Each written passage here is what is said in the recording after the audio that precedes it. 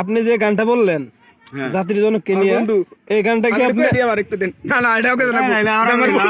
এই গানটা কি আপনি দলে যোগ দেওয়ার আগে থেকে শিখছেন নাকি দলে যোগ দেওয়ার পর থেকে দায়িত্ব করছেন?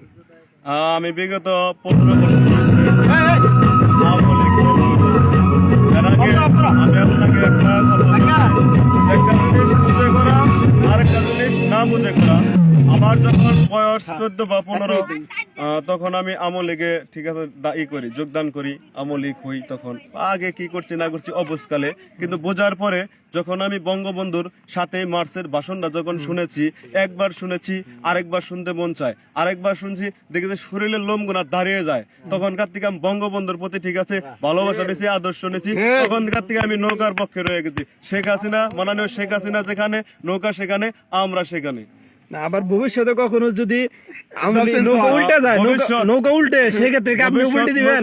এক উল্টানি না, নৌকা যদি আরো শত শত বার উল্টে ঠিক আছে, ওই উল্টানো নৌকাকে আমরা আবার ভাসিয়ে তুলবো, সেই নৌকার আমরা নৌকা।